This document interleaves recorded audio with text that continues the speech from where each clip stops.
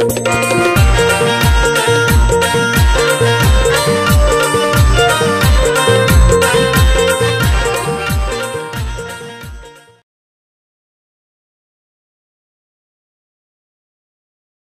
सांगते तुम्हाला, आपलं भजनी मंडळ जे आहे, भजन मंडळ 25 वर्षापासून आपण ट्रेनमध्ये प्रवास करतात. ट्रेनमध्ये प्रवास करत भगवंताचं भजन करतात. म्हणजे काही लोक म्हणतात ना आमच्याकडे वेळच नाही. तुमच्या एवढे घाईतली माणसंच नाही खरं जर पाहिलं तर. कामाला जायचं एवढ्या दूर 1 घंटाचा प्रवास म्हणजे बरंच अंतर झालं. तर एवढ्या दूरवर कामाला जाऊन पुन्हा वापस यायचं, त्या वेळेमध्ये आपण भगवंताचं भजन करायचं ही साधी गोष्ट नाहीये. तर सांगेल तुम्हाला, अंतःकरणातून भक्ती करणारे, नामस्मरण करणारे नामसाधक मंडळी यांचं भजन खरंच भगवान करतो. एकदा नारदजी त्रैलोक्यात भ्रमण करत करत करत राजा अंबरीशीकडे आले. आणि अंबरीशीकडे आल्यानंतर राजा अंबरीशीनं स्वागत केलं. आगतम स्वागतम सुस्वागतम. या गुरुदेव, बसा, आनंद वाटला तुम्ही आलात आमच्याकडे.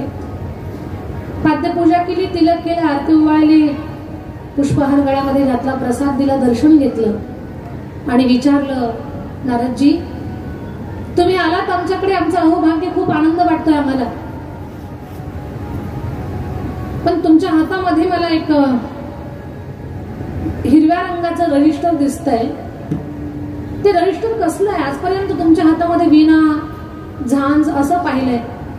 हे रजिस्टर पाहतोय, काय आहे याचं विशेष नेमकं? तुम्ही घेऊन फिरताय. नारदजीने सांगितलं, राजा अंबरीशा, हे जे रजिस्टर आहे ना ते काही खास आहे. म्हणजे काय खास आहे? त्याच्यात विशेष काय आहे? म्हणजे जी लोक भगवंताचं भजन करतात ना, तर त्या लोकांच्या नावाची यादी याच्यामध्ये आहे. आता भजन करणाऱ्यांना थोडी उत्सुकता असतेच ना की आपलं नाव असेल का नाही त्याच्यामध्ये. मग अंबरीशीजी म्हणतायत, महाराज मला ते रजिस्टर पाहायला मिळेल का? हो, पण पाहून घ्या. पाहिलं, पहिल्या नावापासून शेवटच्या पानापर्यंत पाहिलं. अंबरीशी राजाला आजूबाजूची म्हणजे जोरच्या बैठकीतल्या लोकांची खूप नावं दिसली, पण राजा अंबरीशीच नाव दिसलं नाही. राजा अंबरीशीला वाईट नाही वाटलं, पण एका गोष्टीचं खंत वाटली की अजून आपण या यादीमध्ये आलो नाही, म्हणजे आपल्याला अजून नामसाधना करावी लागणार. चांगली लोक प्रत्येक गोष्टीतून चांगलं घेण्याचा प्रयत्न करतात. आपलं नाव नाही आलं म्हणून काही देवावर नाराज नाही झाले. एवढ्या दिवसापासून आम्ही भजन करतोय तरी आमचं नाव त्या यादीमध्ये नाही, ही भक्ती खरी नाही, सगळं सगळं खोटं आहे असं म्हणणारी लोक आहेत. वर्षातून कुठे एकदा पंढरपूरची वारी करतात आणि देवाला गुन्हेगारासारखं भेटी जातात. आम्ही एवढं भजन करतो, एवढी वारी केली तरी तुला आमची दया काय येत नाही? म्हणजे अजूनही त्या भक्तीमध्ये आपली परिपक्वता झालेली नाही असं त्याचा अर्थ आहे. वाक्य माझं कान देऊ नाही का? आणि पटलं तर त्याच्यावर विचार करा आणि घरी घेऊन जा. खरी भक्ती करणारा माणूस, खरा साधक जेव्हा खऱ्या साधनेला प्राप्त होतो ना, तर त्याच्या जीवनात एकही तक्रार राहत नाही. सगळ्या तक्रारी संपून जातात. त्याची अशी अवस्था होते. खरी भक्ती करणाराची, खरी साधना करणाराची अशी अवस्था होते, देवा तुला जसं ठेवायचं तसं ठेव, फक्त तुझं भजन माझ्याकडनं करू दे, एवढंच कर.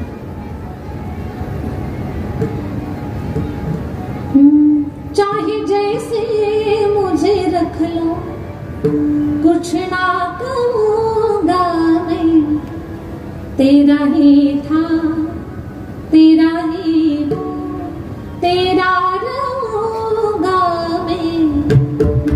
चाहे जैसे मुझे रख लो, कुछ ना कहूंगा मैं.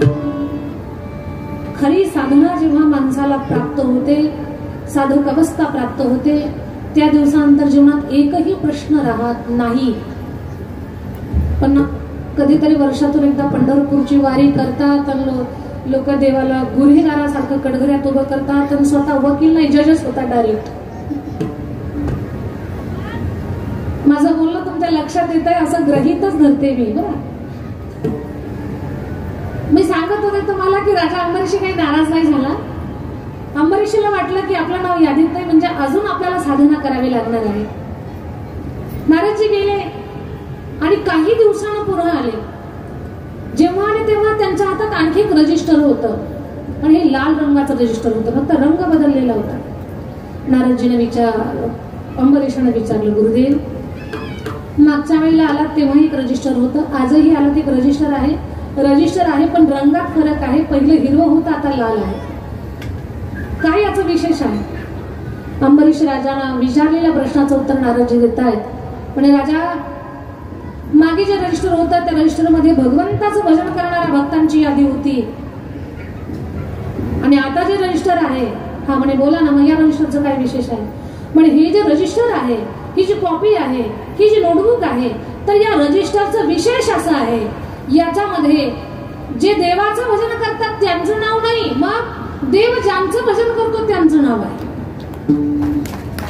राजा अंबरीशाला वाटलं तर आपलं तर नाव आता येणारच नाही, कारण पहिल्याच रजिस्टर मध्ये नव्हतं, याच्यात कुठनं येणार? पण तरी एक उत्सुकता असते माणसाला, कुणाकुणाची नाव आहेत, आपल्या अगल बगलचं कुणी आहे का, आजूबाजूचं आहे का, पाहावं किमान. म्हणून रजिस्टर मला पाहायला मिळेल का? अंबरीश राजानं रजिस्टर हातात घेतलं, डोळे झाकले, देवा कोण असेल तो भाग्यवान पहिला की त्याचं नाव पहिलं असेल या यादीमध्ये. अंबरीशीनं वरचं पुठ्ठा बदलला आणि पहिलं पान, पहिल्या पानावर पहिलं नाव वाचलं, ते होतं राजा अंबरीशीचं. दृष्टांत संपला. त्या दृष्टांतातून मला एवढं सांगायचं आहे की आपण भगवंताचं भजन करतो नवल नाही, भगवान सुद्धा आपल्या भक्ताचं स्मरण करत असतो. कुणाकुणाचं भजन करतात भगवान? प्रल्हाद, नारद, पराशर, पुंडरीक, व्यासांबरीश, शुक, शौनक, भीष्मदालभ्या, रुक्मांगदार्जुन, वशिष्ठ, विभीषणादिन पुण्यारिणाम परम भागवताम नमामि. सगळ्या भक्त मंडळीचं भजन भगवान परमात्मा करत असतो. खरं तर ही आपल्या सगळ्यांची नामसाधना 25 वर्षापासून चालली आहे. आपलंही दोन्हीपैकी कोणत्या तरी एका रजिस्टर मध्ये नाव आहेच बरं का, हे आपल्या भजनी मंडळाचं सांगतो तुम्हाला. दोन्हीपैकी आता कोणतं आहे तेवढं परफेक्ट सांगायला मी काही तेवढी परफेक्ट नाहीये, पण कोणत्या तरी रजिस्टर मध्ये आपल्या सगळ्यांचं नाव आहे.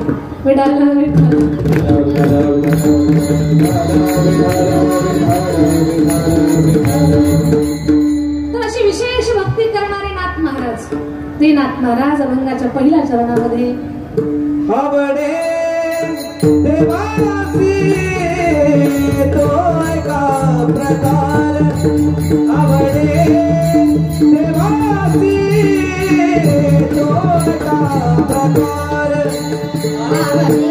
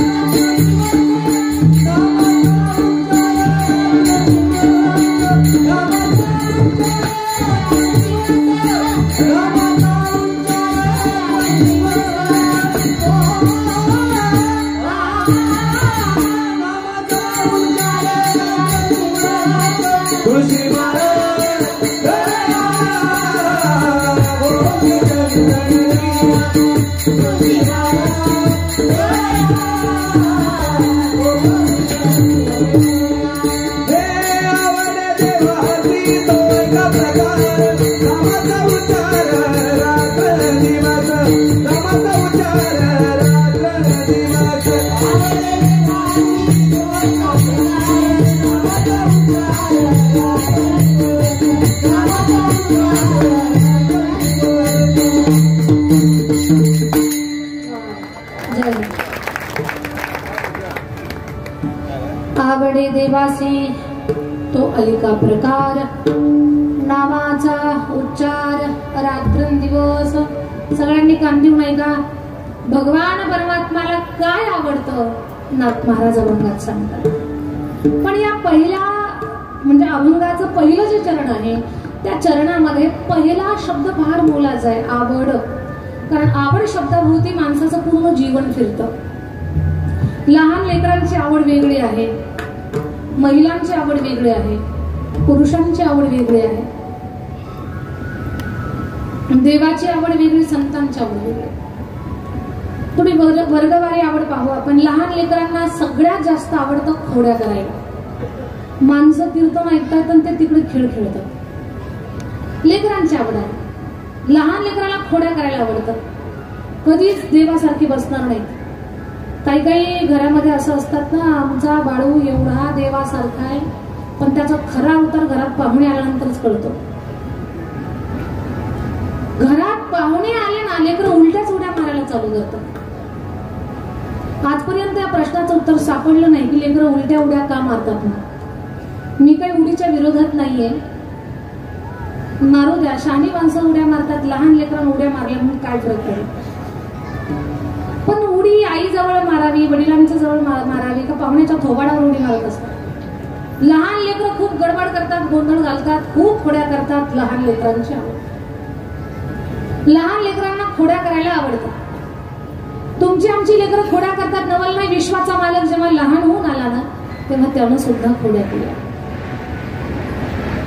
हाती घेवो मी आकाठी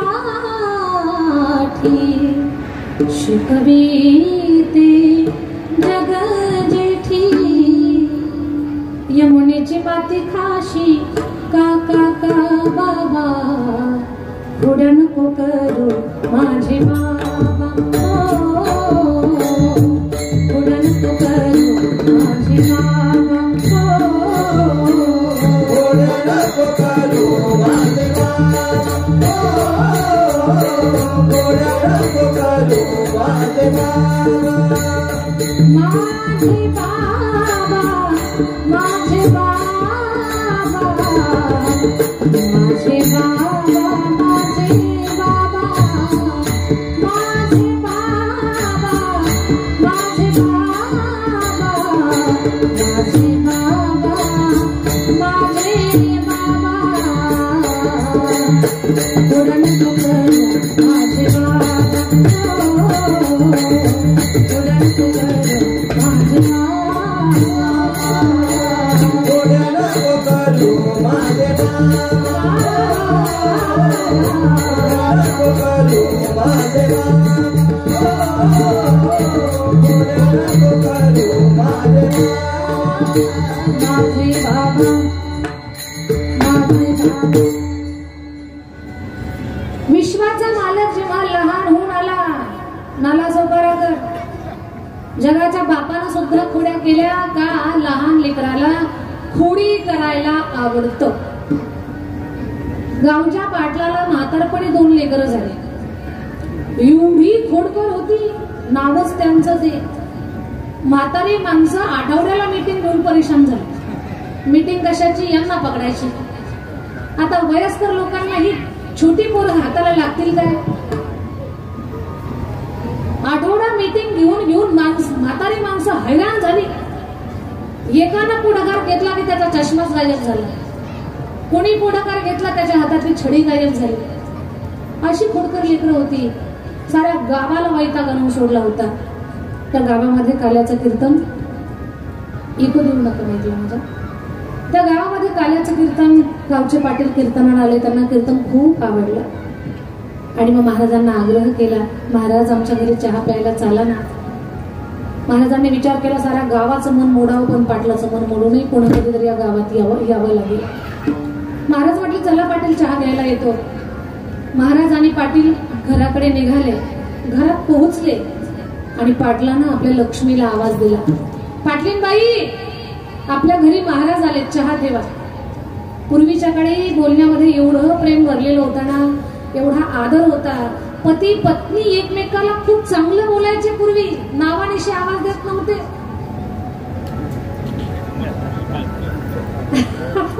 काय एवढा बदललाय तुमचंच तुम्हाला नको सांगायला, तुम्हाला तुमचा चांगला अभ्यास आहे. पूर्वी एकमेकाला खूप प्रेमाने बोलायचे, आदराने बोलायचे. पाटील म्हणायचे पाटील बाई, त्या म्हणायच्या जी. आता असं राहिले का? अजिबात असलं काही राहिलं नाही आता. आणि मी जे बोलते त्याचं तुम्हाला सत्यता पडताळायची असेल ना, तर उद्या प्रयोग करून पहा घरात. फक्त म्हणा पाटलीन बाई, मोठे फाटानं म्हणा. त्या जी तर म्हणणारच नाही. काय तुम्ही इकडंच आईस्क्रीम होणार, थोडं काही बोलणारच नाही. पण पूर्वी फार छान बोलणं होतं, गोडवा होता बोलण्यामध्ये. पाटलीन बाई जी 2 कप चहा ठेवा. पाटील बाईनं चहा ठेवला. महाराज सोफ्यावर, पाटील खुर्चीवर. कुणीकडनं पाटलाच्या कार्ट्याला कळालं आपल्या घरात महाराज आले. कार्ट गल्लीत गोट्या खेळत होतं. 120च्या स्पीडनं घराकडे पळत निघालं. एवढं वेगात पळत आलं, असं पळत आलं, असलं पळत आलं. ज्या सोफ्यावर महाराज बसले होते ते कार्ट त्या सोफ्यावर धनकन बसलं. जसं धनकन बसलं तशी महाराज टुनकन उडाले. महाराज छताला चिटकले. 2 तास येता खाली येणं. जसा फॅन फिरायचा तसे महाराज फिरायचे. शेवटी आकड्यानं खाली काढून घ्यावे लागले. महाराज सोफ्यावर बसले. एकच म्हणायचे, मी जिवंत आहे का? पाटील म्हणतात बाबा टेन्शन घेऊ नका, काही झालं नाही तुम्हाला, टेन्शन घेऊ नका. महाराजांच्या छातीमध्ये धड धड धड धड एवढे घाबरलेले होते. महाराज एकदा फॅनकडे पाहायचे, एकदा त्या कार्ट्याकडे पाहायचे. ते कार्ट महाराजांच्या जवळ सरकत सरकत सरकत आले आणि महाराजांच्या पिशवीत त्यांना हात घालायला चालू केलं. महाराज म्हणायचे नारळ घे नका, पण पाकिट कार्ट मोठं विचित्र पाकिटच घेणार होतं. महाराजांच्या लक्षात आलं जायची पंचायत होईल आपली. महाराजांनी त्याला चिमटा घेतला. त्यानं कुई केलं बाजूला गेला. पण लेकरू मोठं विचित्र.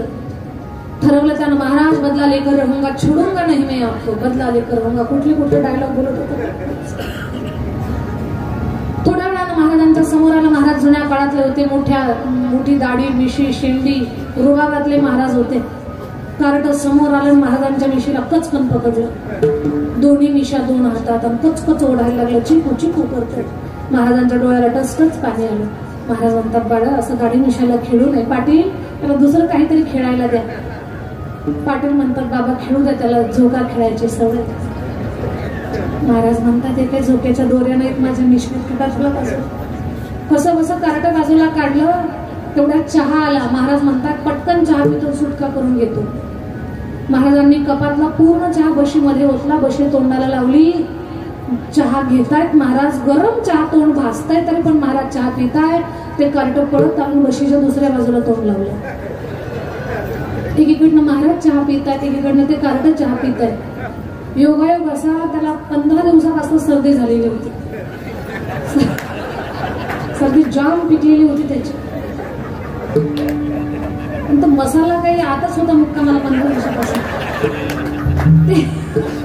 महाराज चहा पिताना सुरू करायचे. गंमत ऐका तर खरी. ते फुर्र करताना अर्ध मटेरियल बाहेर यायचं, पुन्हा मध्ये जायचं. महाराजांना उलटी यायची वेळ झाली. महाराज जाम चिकले. महाराज म्हणतात बाळा तू एकटाच घे चहा. नाही बाबा तुमच्या सोबतच चहा प्यायचा. बोलायच्या नादात चहाची वाफ गेली पोराच्या नाकात. जोरात शिंकलं ते. जसं शिंकलं तोफेतून गोळा सटकला. बशीमध्ये पडला. चहा काय प्या वाटला असेल का?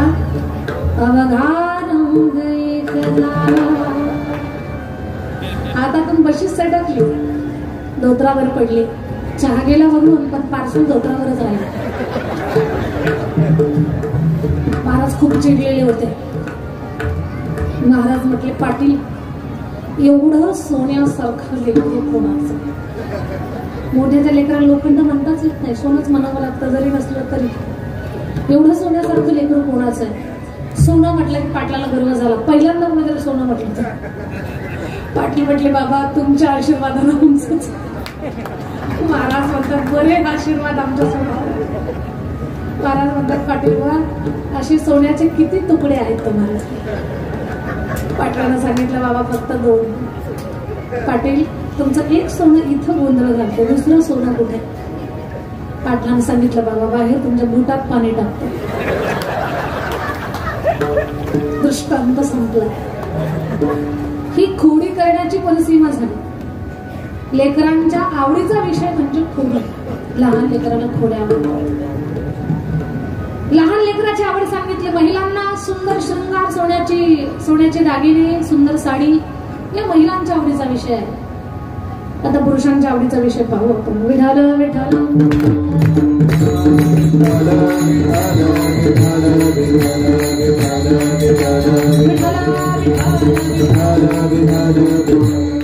पुरुष मंडळाला शौर्य चातुर्याच्या गप्पा मारायला आवडतात. पण माझ्या ताई दादांनो, माझं बोलणं कांदेऊ नाही का. आपण शौर्य चातुर्याच्या गप्पा फक्त चौकात मारतो. घरी आल्यानंतर आपण आपलं शौर्य आणि चातुर्य सगळं विसरून जातो. शौर्य आणि चातुर्य म्हणतात कशाला. छत्रपती शिवरायांच्या इतिहासाला आठवा. आपल्या डोळ्यासमोर छत्रपती शिवरायांचा तो इतिहास जेव्हा डोळ्यासमोर उभा राहील ना तेव्हा कळेल शौर्य आणि चातुर्य म्हणतात कशाला. शौर्य आणि चातुर्याच्या बळावरतीच आज जे काही आपल्याला सुराज्य प्राप्त झालेलं आहे ते छत्रपती शिवरायांचं योगदान आहे. आज आपल्या गळ्यामध्ये माळ, गळ्यामध्ये टाळ, भाडावर बुक्का, कपाळावर कुंकू, दारामध्ये तुळस, मंदिरावर कळस, महिलांच्या नाकात नथ आणि पुरुषांच्या ओठावर विशी कुणामुळे जिवंत असेल तर केवळ महाराष्ट्राचे राजे छत्रपती शिवाजी. म्हणून शौर्य आणि चातुर्य म्हणतात कशाला ते शिवरायांचं चरित्र अभ्यास. पुरुषांची आवड सांगितली. संतांना काय आवडतं. माझ्या जीवेची आवडी पंढरपुरा नेहीन गुढी हे संतांची आवड. पण देवाला आवडी देवासी तो ऐका प्रकार नामाचा उच्चार रात्रंदिवस नामाचा उच्चार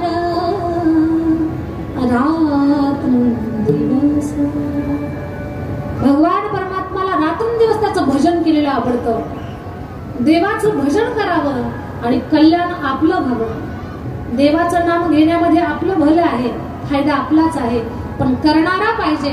जो करेल त्याचं कोटी कल्याण झाल्याशिवाय राहणार नाही. विठाल विठाल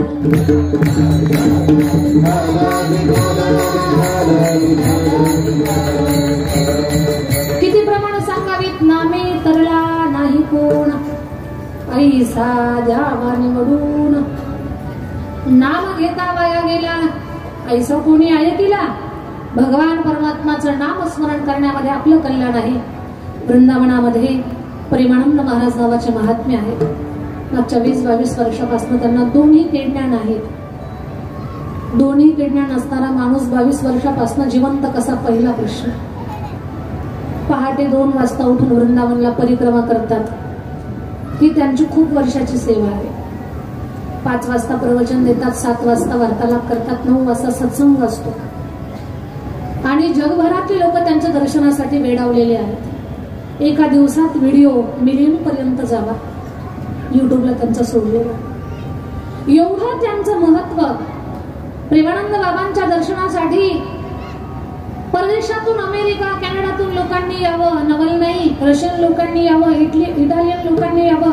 भारतातले तर सगळे स्टार लोक तिथे जातात. नवल काय, प्रेमानंद बाबांच्या दर्शनासाठी पाकिस्तान मधल्या मौलाना सुद्धा यावं. ही किती विशेष गोष्ट आहे. कोणतरी विचारलं, बाबा दोन्ही किडण्या नाहीत, तुम्हाला 20 वर्षापासून जिवंत आहात आणि चेहऱ्यावरचं तेज म्हणजे जणू 2.5 वर्षाचं लेकरू आहात तुम्ही. एवढं तेजस्वी तुमचा चेहरा आहे, एवढं तेज, आणि आतापर्यंत तुम्ही जिवंत कसे. प्रेमानंद बाबांनी सांगितलं, मी कसा जिवंत आहे सांगतो. दोन्ही किडण्या नाहीत बरं मला, पण माझी एक किडनी राधा आहे, दुसरी किडनी कृष्ण आहे.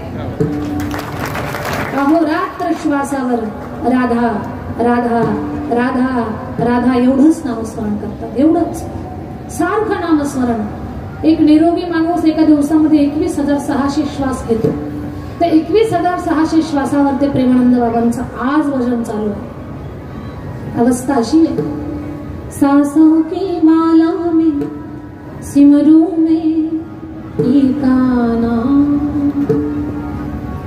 अपने मन की मैं जानू और पी के मन की राम, सांसों की माला में सिमरू में एका नाम। थोड़ा आवाज हार्मोनियमचा आवाज मोठा। प्रेम पियारा जब से पिया है, प्रेम पियारा जब से पिया है, दिल का है हाँ, दिल का है हाँ, अंगारों पे नींद आ जाए, कांटों पे आराम, सांसों की माला में सिमरू में एका नाम। रात्रंदिवस प्रेमानंद बाबा राधा राधा राधा राधा भजन करताय। जी लोक पाहत असतील बाबांना त्या लोकांना माहिती आहे, पण ज्यांनी अजूनही प्रेमानंद बाबांना युट्यूबवर पाहिलं नसेल त्यांनी पहा, सर्च करा। 100% तुमच्या जीवनामध्ये काही ना काही परिवर्तन होईल। मग लक्षात घ्या, नामस्मरणाची ताकद आहे आणि कलियुगामध्ये नाम हीच आपल्याला तारणार आहे। ती नाम साधना आपण श्रद्धा सबुरी रेल्वे प्रवासी भजन मंडळाच्या 25 वर्षापासून करताय। तुमचं देखील कौतुक आहे, आपल्या सगळ्यांचं कौतुक आहे। आणि विशेष कौतुकाची गोष्ट सांगते, माऊलींची वचनं तुम्ही प्रवासी लोकांनी वास्तवात उतरवली। कोणती? नामस्मरण करण्यासाठी स्थळ काळ वेळाचं बंधन नाही, काळ वेळ नाम उच्चारिता नाही, आणि हे तुम्ही वास्तवात जगला। भजन करताय तुम्ही रेल्वेमध्ये, आपणही भजन करताय आणि आपल्या भजनामुळे अनेकांचं सुद्धा कल्याण होत आहे। अरे चुकूनही जे कधी देवाचं नाव घेत नसतील, ऐकत नसतील, अशा प्रवाशांच्या सुद्धा कानावरती भगवंताचं भजन पडत असेल, ही किती मोठी पुण्याची गोष्ट तुम्ही करताय। काही लोक म्हणतात देवाचं नाव घ्यायला आम्हाला वेळच नाही। काही लोक काय म्हणतात भगवंताचं नामस्मरण करायला आमच्याकडे वेळच नाही। आणि काहींचं असं म्हणणं आहे भजन करण्यात आमचं मनच लागत नाही। ताईंनो, माझ्या दादांनो, ऐका, भजनामध्ये तुमचं मन लागू द्या, नाही तर नाही लागू द्या, पण भजन करा। का? भजनामध्ये मन लागलंही आणि नाही लागलं तरी भजन तुमचं कल्याण करणार आहे। कसं? जसं आता तुम्ही इथून बसलात ट्रेन मध्ये आणि तुमचं काही ठिकाण असेल कुठे उतरायचं 1 घंट्यानंतर, ट्रेन मध्ये बसलात तुम्ही म्हणताय ट्रेन मध्ये ना माझं मनच लागत नाही, माझं मनच लागत नाही। भले तुमचं ट्रेन मध्ये मन लागलंही किंवा नाही लागलं तरी तुम्हाला ती ट्रेन तुमच्या ठेप्यापर्यंत घेऊन जाणार आहे की नाही? तसं नामसाधनेत तुमचं मन लागलंही किंवा नाहीही लागलं तरी ते तुमचं कल्याण करणारच आहे। म्हणून नाम स्मरण मन लागू द्या किंवा न लागू द्या, पण केलं पाहिजे। आणि काही लोक काय म्हणतात भगवंताचं भजन करायला आम्हाला वेळच नाही। असाच एक बहादर भेटला महाराजांना आणि एका महात्म्याला म्हणतो, बाबा तुमची कथा ऐकून खूप मनावर परिणाम झाला हो, काहीतरी मला सांगा। म्हणे भजन कर। तो म्हणला, बाबा मला भजन करायला वेळच नाही। महाराज म्हटले, दिवसभरात तू स्वतःला तपास की कोणत्या वेळी तुझ्या तोंडाला काम नाही, त्या वेळेत भजन कर। त्या बहादराने दिवसभर विचार केला आणि त्याच्या लक्षात आलं जेवढा वेळ आपण बाथरूमला जातो ना तेवढ्याच वेळेला आपल्याला काही काम नसतं। तो म्हटला मी त्या वेळेत भजन करतो, आणि त्यानं खरंच भजन चालू केलं। बाथरूमला जायचं आणि बाथरूम मध्ये जाऊन तेवढाच वेळ भजन करायचं। सीताराम सीताराम सीताराम कहिए, जाहे विधि राखे राम, वाहे विधि रहिए, वाहे विधि रहिए। त्याचं भजन बाथरूम मध्ये। आता जिथे रामाचं भजन तिथे हनुमानजीला बोलवायची गरज नाही। याचं भजन आतमध्ये हनुमानजीला आनंद झाला, हनुमानजीने उड्डाण केलं आणि त्या दरवाजाच्या समोर उभे राहिले, हनुमानजी भजन करायला लागले। सीताराम सीताराम सीताराम कहिए, जागे विधि राखे राम, जागे विधि रहिए, जागे विधि रहिए। सीताराम सीताराम सीताराम कहिए, जागे विधि राखे राम, जागे विधि रहिए, जागे विधि रहिए। ऐका, हनुमानजीचं भजन दारात आणि याचं भजन बाथरूम मध्ये। हे बाहेर आलं आणि हनुमानजीनं लक्षात आलं हे कुठं भजन करत होतं. हनुमानजीला एवढा राग आला ना, हनुमानजी म्हटले गधड्या अरे इथं भजन करत असतात काय कुठं. हनुमानजीला राग आला. हनुमानजीनं त्याच्या पाठीमध्ये असा ठोका टाकला. आता लागला का ठोका 2 तासापासून असा ठोका टाकला पाठीमध्ये. घाबरलं ते. हनुमानजी म्हटलं थांब तुझी तक्रार करतो देवाकडे. हनुमानजी अयोध्येत आले रामरायाकडे तक्रार करण्यासाठी. रामरायाला काहीतरी सांगणार होते हा घडलेला प्रकार, पण अगोदर देवाचा चेहरा पाहिला. देवाचा चेहरा किती सुंदर आहे. राजस सुकुमार मदनाचा पुतळा. पण पाहिलं हनुमानजीनं देवाचा सुंदर चेहरा सुकलेला आहे. देवा काय झालं, चेहरा उतरलाय तुमचा, काही दुखतंय का, तब्येत बरी नाही का. काही नाही म्हणून म्हणतात. राघव काही नाही म्हणायचे, पाठीला हात लावायचे. देवा काही नाही म्हणता पाठीला हात लावता. काही माण्यावर शिरेवर शिर चढली का मानेची, काही पाठीमध्ये काही करक वगैरे भरली का, काय झालं नेमकं तुम्हाला, पाठीमध्ये काही दुखतंय का तुमच्या. काही नाही हनुमंता राहू. नाही नाही नाही मला दाखवा काय झालं तुम्हाला. पाहिलं हनुमानजीनं देवाचा अंगरखावरती करू तो पाठीवर वानराचा छापा होता, हाताचा छापा. हनुमानजी म्हटले कुणाची एवढी हिंमत आहे, माझ्या देवाच्या पाठीमध्ये मारलं, सोडणार नाही एकाला सुद्धा. भगवान म्हणतात राहू दे हनुमंता राहू दे. नाही देवा कुणाची एवढी हिंमत झाली तुमच्या पाठीमध्ये मारले, सोडत नाही मी. लाईनच लावली वानरांची. चला पटकन या, प्रामाणिकपणे सांगा देवाच्या पाठीत कोणी मारलं. असं नाही सांगितलं तर हाताचा छापा चेक करणार आहे, आणि ज्याचा छापा जुळेल त्याला मी शिक्षा देणार आहे. मी सगळी वानर घाबरली. मनात म्हणतात भगवान हमने कुछ नाही किया, हमें बचाव. आम्ही काहीच नाही केलं देवा, आम्हाला वाचवा, आमची काहीच चूक नाहीये.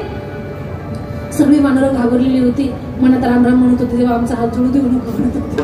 काय काय प्रत्येकाच्या मनातल्या मनात प्रयत्न चाललेले होते. भगवान हमें बचालो, भगवान हमें बचालो. आणि मग सगळी वानर यायची, डोळे झाकून पाठीला हाताचा छापा लावायची. नाही जुळला की जय श्रीराम म्हणायची, पुढे पडायची. अशी सगळी वानरं पूर्ण झाली. सगळ्यांच्या हाताचा छापा चेक केला, पण एवढ्या वानरात एकाचाही हात जुळला नाही. हनुमंतराय जास्त टेन्शन मध्ये गेले. देवा एवढ्या वानरांना चेक केलं, एकाचाही छापा जुळला नाही, आणि छापा तो वानराचा आहे. कुणाचाच असेल हा छापा, कसं शोधू मी. भगवान म्हणतात राहू दे हनुमंता. नाही देवा सुट्टी देणार नाही. कुणाचा असेल राहू दे हनुमंता. नाही नाही देवा तुम्हाला काय वाटतंय. काही नाही मला असं वाटतंय दुसऱ्याची घरं दाखवायची सोपी असतात. म्हणजे देवा सगळ्यांची हात तपासलीस हनुमंता, तुझा लावलास का हात. काय देवा माझी थट्टा करताय, मी कशाला तुमच्या पाठीमध्ये मारू. तसं नाही हनुमंता, पण ही बाकीचे लोक शंका घेतील ना, आमचा कसा तपासला हात, स्वतःचा का तपासला नाही. आपण थोडस प्रामाणिक राहण्यासाठी, निर्मळ राहण्यासाठी तू तुझ्या हाताचा पण छापा दे, काही हरकत नाही, मनात काही शंकाच नाही. हनुमानजी आले. हनुमानजीनं देवाच्या पाठीवरच्या छाप्याला जसा हात जुळवला, छापात जुळला. छापा जुळल्यानंतर हनुमानजी गडबडले. भगवान हे काय झालं, मी तर काहीच केलं नाही याच्यातलं, मी छापा मारलाच नाही, तुम्हाला कसा काय जुळला माझा हात. देवा मला काही कळना. राहू दे हनुमंता, राहू दे, नाही मला सांगा माझं चुकलंय काय नेमकं, हे कसं घडलं माझ्याकडनं. सगळ्यांनी कान देऊ नये का. भगवान म्हणतात हनुमंता सकाळी तू कोणाच्या पाठीत मारलंस का. हा देवा तेच तर सांगायला आलो होतो मी, ते राहूनच गेलं. ते सांगायला आलो होतो की गधड बाथरूम मध्ये भजन करत होते, तिथे भजन करत असतात का. असा पाठीमध्ये ठोका मारला. भगवान म्हटले तूच इकडे येऊ म्हटलं. प्रभू रामचंद्र भगवान की शिकायचंय याच्यातून काय. जेव्हा भक्त भगवंताच्या नामाचं भजन अंतःकरणातून करत असतात ना, तेव्हा ते भजन भगवान परमात्म्याला पोहोचलेलं असतं, आणि भगवान परमात्म्याचं काय म्हणतात ना की ते स्वरूप त्यांना प्राप्त झालेलं असतं. म्हणून भगवान परमात्म्याचं भजन करण्यासाठी स्थळ काळ वेळाचं बंधन नाही. तुकोबारायांची सुद्धा अवस्था अशी झाली होती. माझी मज झाली अनावरवाच्या, माझी मज झाली अनावरवाच्या, माझी मज झाली अनावरवाच्या. म्हणून तुम्ही भगवंताचं नामस्मरण करावं. देवाला ही आवडणारी गोष्ट आहे. आवडे देवासी तो एका प्रकार आणि सगळ्यांना आनंद होईल असं एक गोष्ट सांगते तुम्हाला. भगवंताचं जी लोक भजन करत नाहीत अशा लोकांचं जीवन व्यर्थ आहे. किती व्यर्थ आहे. या लोकांच्या जीवनाला अजिबात अर्थ नाही. कोणत्या लोकांच्या जी कधीच देवाचं नाव घेत नाही, भजन करत नाहीत अशा लोकांच्या जीवनाला काही अर्थ नाही. त्या लोकांचं जीवन असं आहे. पंछी पंख बिना, हत्ती दंत बिना, नारी पुरुष बिना, विषा पुत्र पिता बिनहीना, वैसे प्राणी भजन बिना,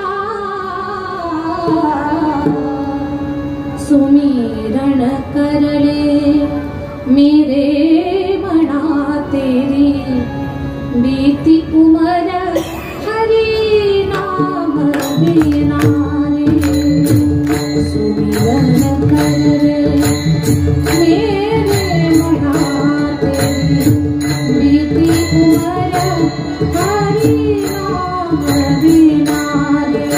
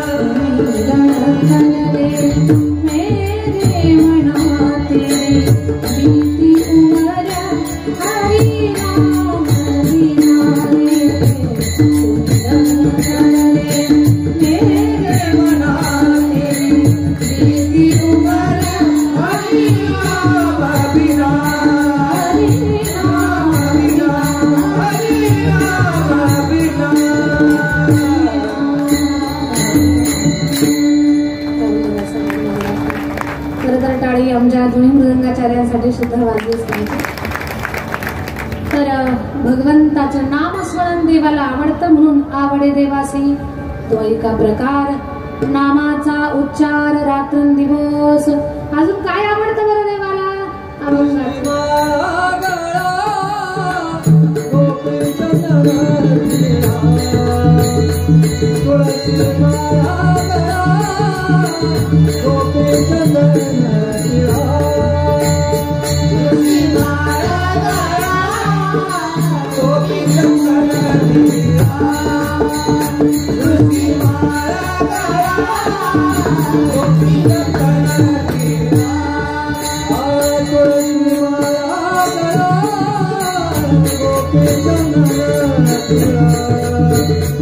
तुळशी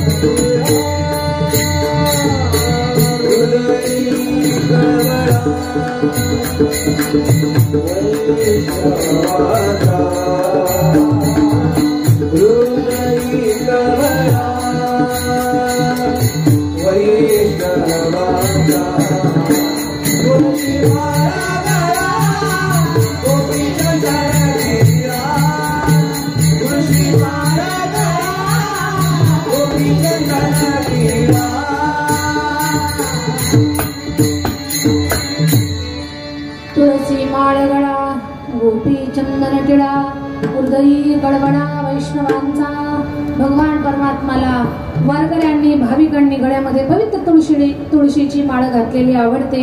देवाला आपण आपल्या बाळावर लावलेला टिळा देवाला आवडतो. अंतःकरणामध्ये वारकऱ्यांच्या विषयीच असलेलं प्रेम भगवान परमात्माला आवडतं. काय आवडतं देवाला? आषाढी कार्तिकी पंढरीची वारी. आषाढी कार्तिकी पंढरीची वारी साधन निर्धारी आणना आवडे देवासी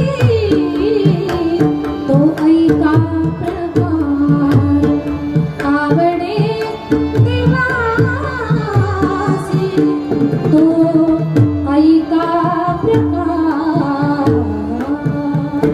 भगवान परमात्माला आषाढी कार्तिकी पंढरपूरची वारी केलेली आवडते. ज्याच्या जीवनामध्ये पंढरीची वारी, ज्याच्या गळ्यात माळ, भाळावर टिळा, अंतकरणात वारकऱ्यांच्या विषयीचा कळवळा, आणि ज्याच्या मुखामध्ये नामाचा लढा आहे ना, नाथ महाराज म्हणतात ती व्यक्ती देवाची लाडकी असते. जगामध्ये त्याचा मान मोठा असतो.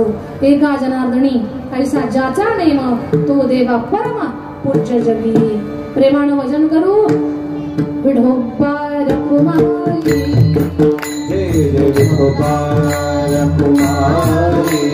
विठोबार कुमारी विठोबार कुमारी जय विठोबार कुमारी जय विठोबार कुमारी विठोबार कुमारी जय विठोबार कुमारी जय विठोबार कुमारी जय विठोबार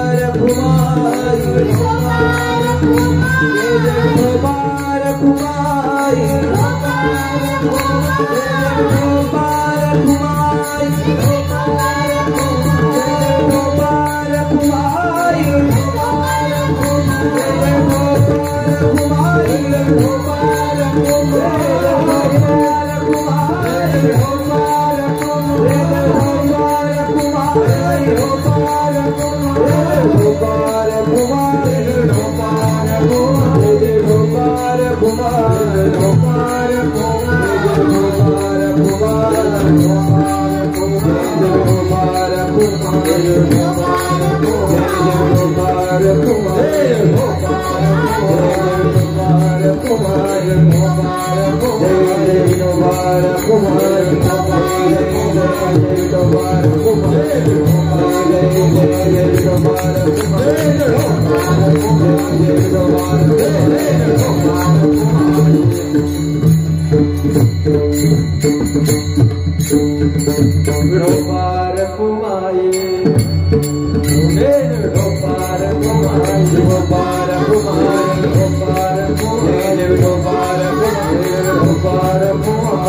Bye.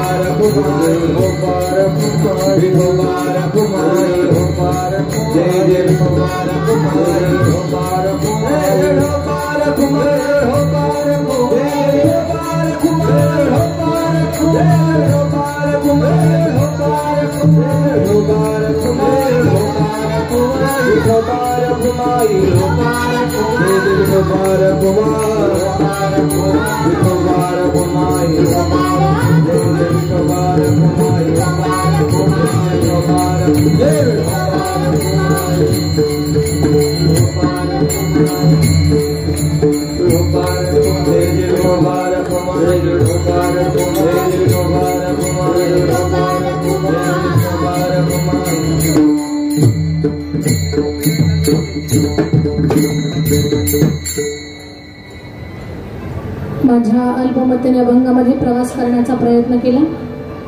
इथे वेळेचं बंधन आहे, अजूनही काही कार्यक्रम शिल्लक असल्या कारणानं माझ्या वाणीला विराम देते. आपल्या सगळ्यांच्या मध्ये येऊन आम्हाला खूप आनंद वाटला. अशीच आपली नामसाधना अखंड चालू राहावी. आपलं भजनी मंडळ आहे तोवर नाही तर पिढ्यानपिढ्या ही नाम साधना चालू राहावी पुढे, एवढी मी भगवान परमात्माच्या चरणी प्रार्थना करते.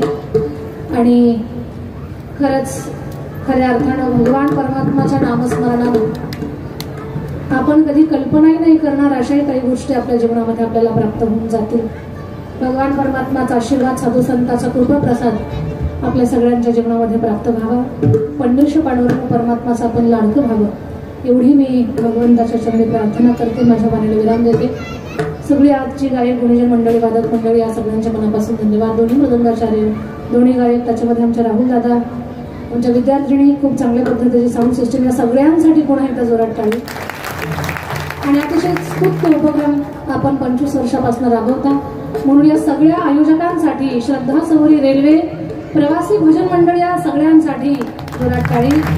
अरविंद दादा मोरे दादा, अरविंद भाऊ, आपण आम्हाला संपर्क केला. आणि खरं सांगते मी तुम्हाला, कुठं काय असेल मला काही माहिती नाहीये, पण रेल्वे सुद्धा प्रवासात 25 वर्षापासून लोक भजन करतायत की मी पहिल्यांदाच पाहते. हा नियम पहिल्यांदा माझ्या जीवनात मला अनुभवायला मिळालाय की इथे 25 वर्षापासून ही साधना ही सगळी मंडळी करताय. खरंच तुमच्या साधनेला पुन्हा एकदा वंदन आहे. माझ्या वाणीला मी इथेच विराम देते आणि थांबते. तर 2 मिनिटं माझ्यासाठी द्या. बीड जिल्ह्यामध्ये गेवराई तालुका आहे आमचा. गेवराई तालुक्यामध्ये चकलंबा हे गाव आहे. त्या गावी 1100 वर्षापूर्वीचं देवस्थान आहे सद्गुरू कल्याण स्वामी संस्थान. जी लोक मला युट्यूबला फॉलो करतात त्या लोकांना माहिती आहे की कल्याण स्वामी संस्थान हे 1100 वर्षापूर्वीचं देवस्थान, कल्याण स्वामी महाराजांची संजीवन समाधी आहे. त्या समाधीची सेवा परंपरेने आमच्या परिवारामध्ये आलेली आहे. 10-11 संन्यासी लोक होऊन गेल्यावर परिवारामध्ये आता आम्ही तिथे सेवा करत. आमचे भाऊ उत्तराधिकारी आहेत. कल्याण स्वामी संस्थानच्या अंतर्गत, त्या मठाच्या अंतर्गत मागच्या 17 वर्षापासून मराठवाड्यातली पहिली मुलींची वारकरी शिक्षण संस्था काढण्याचं धाडस मी केलं. आणि ती संस्था मागच्या 17 वर्षापासून सेवा कार्य करते. मुलींना कीर्तनकार, कथाकार बनवण्याचं सेवा कार्य तिथे चालतं. एका मुलीपासून चालू केलेली संस्था आज 300च्या घरामध्ये 250-300 मुली तिथे कीर्तनाचा अभ्यास करतात. या दोघी-तिघी संस्थेतल्याच विद्यार्थिनी आहेत. खूप मुली कीर्तनकार, कथाकार बनल्या. आनंद वाटतो मला की मुंबईपासून मुली आहेत आपल्याकडे शिकायला. मुंबई, नागपूर, कोल्हापूर, सांगली, सातारा, इथे सुद्धा बऱ्याच भागातले लोक आहेत.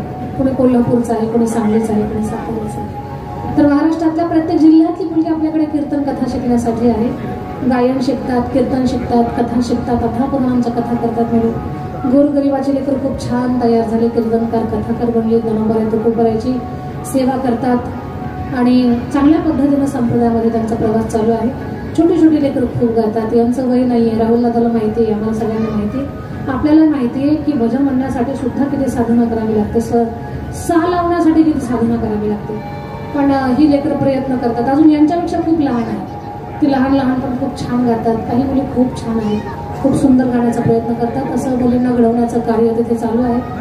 खरं तर हे काम मी करते असं जर म्हणत असेल मी, तरी माझं अध्ययन झालं. तर हे काम मी नाही करत, ज्ञानोपराय करून घेतात त्या कामाला. मी एक पामर जीव आहे. फक्त माऊलींनी सांगितलेली सेवा करण्याचं काम करतो. तर अशी सेवा चालू आहे. कल्याण स्वामी संस्थांच्या अंतर्गत हे सगळं काम चालू आहे.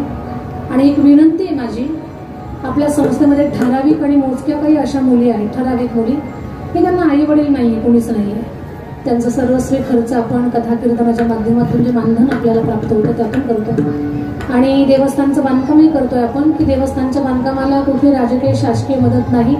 पण जिथे आम्ही कीर्तनाला जातो तिथे लोकांना विनंती करतो, ज्या संस्थांचं बांधकाम आम्ही करत आहोत त्या बांधकामासाठी आम्हाला सहकार्य करा. ज्याला कुणीच नाही ना त्या लेकरासाठी कुठेतरी सेवादानाच्या स्वरूपात आम्हाला सहकार्य करा. लोकांना सांगत गेलो लोक मदत करत गेले. सुंदर कल्याण स्वामी संस्थांचं बांधकाम, महाराजांचं मंदिर तयार झालं. इतर आवाराचं काम चालू आहे. मुलीसाठी आता ऑल कंपाऊंडची तटबंदीची व्यवस्था, त्याचं बांधकामाचं काम हाताशी धरलंय. त्याच्यासाठी आम्ही निधी गोळा करत आहोत, देणगी जमा करत आहोत. मग जिथे आम्ही कीर्तनाला जातो तेथील लोकांना विनंती करतो की या कामासाठी आम्हाला मदत करा. 300 मुली एका जागेवर राहतात, किती मोठा निवारा लागत असेल याचा पण विचार करा. 300 मुली, रोज 1000 लोकांचं जेवण बनतं तिथे. सकाळीचा नाश्ता, दुपारचं जेवण, रात्रीचं जेवण, 3 वेळेचं जेवण. म्हणजे 300 300 300 900 येणारे जाणारे प्लस वारकरी, 1000 लोकांचा रोज भंडारा असतो इथे. तर त्या पवित्र कार्यासाठी, संस्थांच्या बांधकामासाठी राजकीय शासकीय मदत नाही म्हणून मी थांबते, ही माझ्या काही स्वभावात नाहीये. आपल्यासारखी पवित्र मनाची माणसं आम्हाला रोज कोणी ना कोणी भेटत जात आहे. आणि ती पवित्र लोक आम्हाला फुल नाही फुलाचे पाकळे जे जमतंय ते मदत करतात. तुम्ही युट्यूबला सर्च करा, कल्याण स्वामी संस्थांची माहिती, माझं नाव टाकलं तरी तुम्हाला तिथे संस्थांबद्दलची माहिती, मुली, छोट्या छोट्या मुली किती छान अभ्यास करतात ते सगळं पाहायला मिळेल. भरपूर डाटा आम्ही युट्यूबला अपलोड केलेला आहे. तर या पवित्र कार्यामध्ये तुम्ही सगळ्यांनी आम्हाला सहकार्य करावं, कारण भाविकांच्या मदतीशिवाय ते काम पुढे चालत नाही. लोकांच्या मदतीतून खूप काही चांगलं काम तिथे केलंय. अजून थोडं बहुत काम शिल्लक आहे. त्या कामासाठी आपल्यासारख्या लोकांच्या मदतीची गरज आहे. तुम्ही एवढी सगळी दिव्य सुंदर कामं करतात, त्याही कामामध्ये तुमचं योगदान असावं. कधी आलात बीड जिल्ह्यामध्ये तर त्या संस्थेला भेट द्या. आणि इथपर्यंत की कुणाला शिकायचं असेल कीर्तन भजन तर संपर्क करा. आपल्या मुंबईमधल्या पण मुली आहेत. आणि कोणीच नसेल ज्या मुलीला आई नाही, वडील नाही, कोणीच नाही, तरी संपर्क करा. त्या मुलीला सर्वस्वी सांभाळून तिला शिक्षण देऊन तिला पायाभूमी करण्याचा एक छोटेखानी प्रयत्न आमचा चालू आहे. बस या पवित्र कार्याला तुम्ही सगळ्यांनी सहकार्य करावं. चांगल्या कामात दिल्यानं काही गरिबी नसते, पण चांगल्या कामाला बळ मिळत असतं. आणि अजून आपल्याला एक समाधान मिळतं. असं समाधान मिळतं की बाबा आम्ही आमच्यासाठी खूप जगतोय, पण आज आम्ही कुठेतरी सत्कर्मात आमचा हात पुढे केला. चांगल्या कामासाठी आम्ही जर आमचं जीवन वाहिलं असेल तर तुम्हाला छोटीशी मदत करायला काही हरकत नाही. कल्याण स्वामी संस्थांचं बांधकाम, कुणाची वाळू, कुणाचं सिमेंट, कुणाची खडी, कुणाचे सळे, कुणाच्या विटा, अशी मदत घेऊन आम्ही बांधकाम केलं मठाचं. तर त्या बांधकामासाठी तुम्ही सहकार्य करावं. गोरगरिबाच्या लेकरा जर छत उभं राहत असेल तर याच्यासारखं मोठं पुण्य दुसरं कोणतं नाही. या गोष्टीची नोंद घ्या. जे भाविक मदत करतील, कीर्तन झाल्यानंतर त्यांचं नाव माईकमध्ये पोकारण्याचा प्रयत्न करू. झालेली सेवा माऊलींच्या चरणी अर्पण करते आणि वाणीला विराम देते. ज्ञानेश्वरा ज्ञानेश्वरा